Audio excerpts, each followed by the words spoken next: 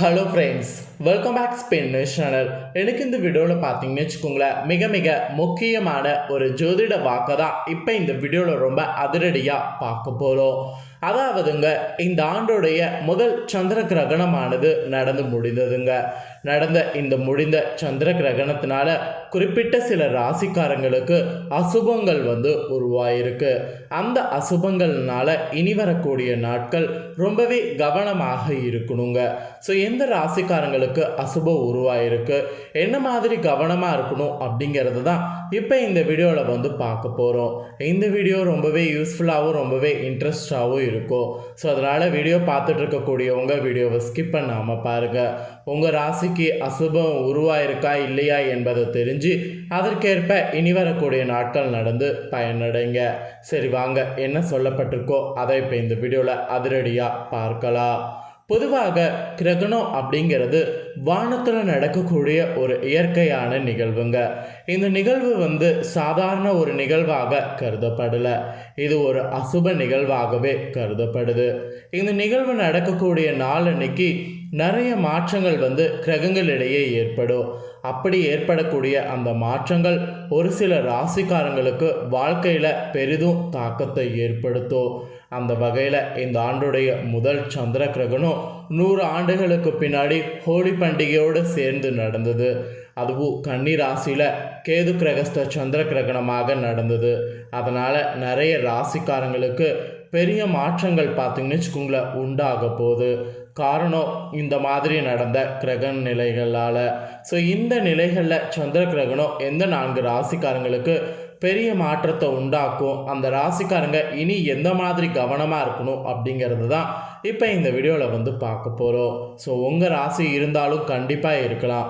அதனால் வீடியோவை ஸ்கிப் பண்ணாமல் பார்த்து உங்கள் ராசிக்கு இருந்ததுன்னா உங்கள் ராசிக்கு என்னங்கிறத தெரிஞ்சுக்குங்க. அதாவது மார்ச் 2024 துலா ராசியில் தான் முழு சந்திர கிரகணம் கிரகண பருவத்தின் ஒரு பகுதியாக நடந்தது. இது குறிப்பிடத்தக்க மாற்றங்களை அடுத்து வரக்கூடிய 28 நாட்களுக்கு ஏற்படுத்தும். இது ஒரு கர்ம வாசலை உங்களுக்கு குறிக்கிறது என்று சொன்னால் அது மிகையாகாத ஒரு உண்மை. இந்த நேரத்தில் எதுவும் நடக்கலாம். ஏனென்றால் ராசியுடைய வடக்கு அல்லது தெற்கு முனையில் உள்ள இரு அடையாளத்தில், அதாவது இந்த இரு மூலையில் இருக்கக்கூடிய ஒரு அடையாளத்தில் புதிய அல்லது முழு நிலவு ஏற்பட்டிருக்குங்க. இதனால் கிரகணமானது இந்த இதில் நடந்திருக்கிறது ரொம்ப முக்கியமானதாக கருதப்படுது.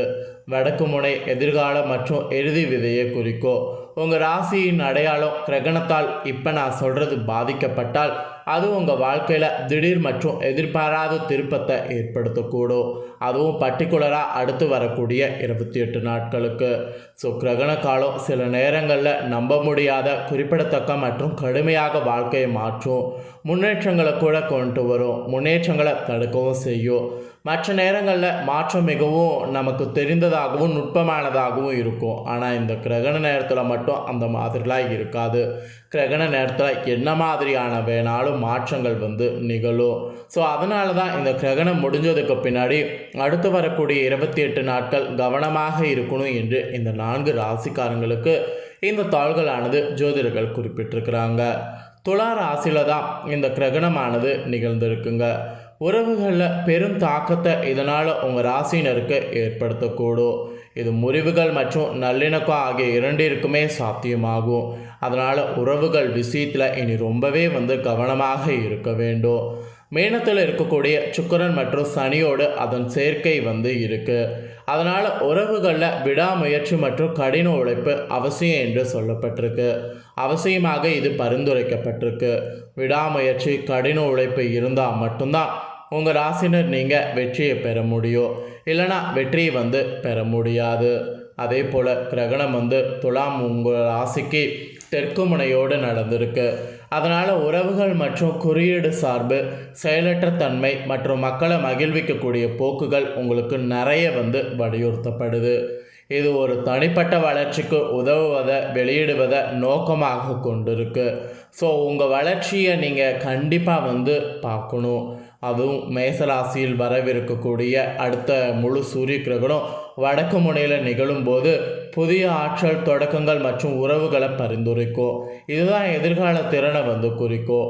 ஸோ இப்படி ஒவ்வொரு கிரகணங்கள் நடக்கிறதுக்கு பின்னாடியும் மாற்றங்களானது வந்துக்கிட்டே இருக்கும். அதில் இந்த சந்திர கிரகணம் நடைபெற்றதுனால கிரகணத்தினால் பாதிக்கப்படக்கூடிய 4 ராசிக்காரங்க மேஷம், கடகம், மகரம், துலா என்று குறிப்பிடப்பட்டிருக்கு. ஸோ கிரகணம் மேஷத்தை எவ்வாறு பாதிக்கும், அடுத்த 28 நாட்கள் எப்படி இருக்கணும் அப்படிங்கிறத நோட் பண்ணிக்கோங்க. உங்களுக்கு நெருக்கமான ஒரு ஒருவரோடு உறவில் உங்களுக்கு பெரிய மாற்றத்தை ஏற்படுங்க. அதனால் மாற்றத்தை உண்டாக்காமல் இருக்கிறது உறவுகள் விஷயத்தில் ரொம்ப கவனமாக இருக்கணும். அது மட்டும் இல்லாமல் உங்களுக்கு பார்ட்னர், சிறந்த நண்பர், வணிக கூட்டாளர் அல்லது எதிரியாக கூட நிறைய பேர் பார்த்தீங்கன்னு வச்சுக்கோங்களேன் உங்களை துவம்சம் பண்ண பார்த்துக்கிட்டே இருக்கலாம். அதனால் இவங்க கிட்டலாம் கொஞ்சம் ஜாக்கிரதையாக இருக்கணும். உங்கள் பார்ட்னர் தான், சிறந்த நண்பர் தான், வணிக கூட்டாளர் தான் அப்படின்ட்டு நம்பக்கூடாது. ஏன்னா எதிரியாக கூட அவங்க உங்களை பிரச்சனை பண்ணுவாங்க. அதனால் யாரையும் நம்ப வேண்டாம். கிரகண நிலைமை பார்த்தீங்கன்னு வச்சுக்கோங்களேன் ஆரோக்கியத்தை பொறுத்த வரைக்கும் இணைப்பை ஆழப்படுத்தும் அல்லது அதை முற்றிலுமாக முடிக்கும். அதாவது உங்கள் உடல் நிலையில் கொஞ்சம் பாதிப்பை ஏற்படுத்தும். அதனால் உங்கள் உடல் ஆரோக்கியத்தில் ரொம்பவே கேர்ஃபுல்லாக இனி இருக்கணும். உறவுகளில் மெயினாக ஒட்டுமொத்த முன்னோக்கு ஒரு மாற்றத்திற்கு உட்பட்டிருப்பதை நீங்கள் கண்டிப்பாக இந்த டைம் உணர்வீங்க. அதனால் உறவுகள் விஷயத்தில் தான் ரொம்பவே பொறுமையை கடைபிடிக்கணும். ஸோ மேஷ ராசிக்காரங்களுக்கு இந்த கிரகணமானது இந்த மாதிரியான பாதிப்புகளை கொடுக்க போகுது. அதனால் மேஷ ராசிக்காரங்க இனி ரொம்பவே கேர்ஃபுல்லாக இருக்க வேண்டியது அவசியம். அதுக்கப்புறமா கிரகணமானது கடகராசியை எவ்வாறு பாதிக்கும், கடகராசியை என்ன பண்ணும் அப்படிங்கிறத ஷேர் பண்ணுறேன். கடகராசிக்காரங்க நீங்கள் எப்படி இருக்கணும் அப்படிங்கிறத தெரிஞ்சுக்கோங்க. உங்களுக்கு தொழில் மாற்றத்திற்கு இனி நிறைய பார்த்தீங்கன்னு வச்சுக்கோங்களேன் தயாராகிற சூழ்நிலை உருவாயிருக்கு. உங்களுடைய தொழில் மண்டலம் இந்த கிரகணத்தினால பயங்கரமாக பாதிக்கப்பட்டிருக்கு.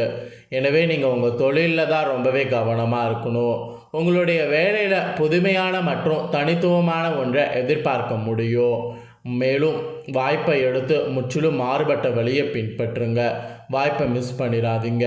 கிடைக்க வேண்டிய பதவி உயர்வு கண்டிப்பாக உண்டு. பதவியை விட்டு வெளியேறுவதற்கு கூட சான்ஸ் இருக்குது. உங்கள் தனிப்பட்ட வாழ்க்கையில் கூட நிறைய மாற்றங்கள் உண்டாகும். வாழ்க்கையில் தாக்கத்தை இந்த கிரகணம் ஏற்படுத்தும்.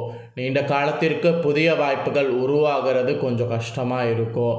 இந்த மாதிரியான டைம் கடகராசிக்காரங்க ரொம்பவே பார்த்தீங்கன்னு வச்சுக்கோங்களேன் கடவுளை நம்பணும். ஏன்னா நம்ம எது பண்ணாலும் அதில் நஷ்டம் ஏற்படும் போது நமக்கு ஒரு பயம் வரும். அந்த பயத்தை போக்குறதுக்கு கடவுளை நம்பினா மட்டும்தான் நமக்கு வழி பிறக்கும். ஸோ கடகராசிக்காரங்க கடவுளை நம்புங்க, பாதிப்பு குறையும்.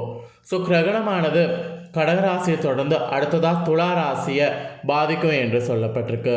உங்கள் ராசியை எவ்வாறு பாதிக்கும் அப்படிங்கிறத ஷேர் பண்ணுறேன், தெரிஞ்சுக்கோங்க. நேரடியாக கிரகணத்துடைய தாக்கமானது மையத்தில் உங்களுக்கு இருக்குங்க. ஏனெனில் உங்கள் ராசியில் நிகழ்ந்திருக்கு. இதன் விளைவாக குறிப்பிடத்தக்க மாற்றங்கள் உங்களுக்கு இருக்கும். உங்களுடைய ஆறுதல் மண்டலத்திற்கு வெளியே செல்ல வேண்டிய கட்டாயத்தில் இப்போ நிறைய நீங்கள் இருக்கிறீங்க. மேலும் கிரகணத்தால் உங்களை நேர்மையாக வெளிப்படுத்துங்க. உத்வேகம் அப்போ தான் உங்களால் பெற முடியும்.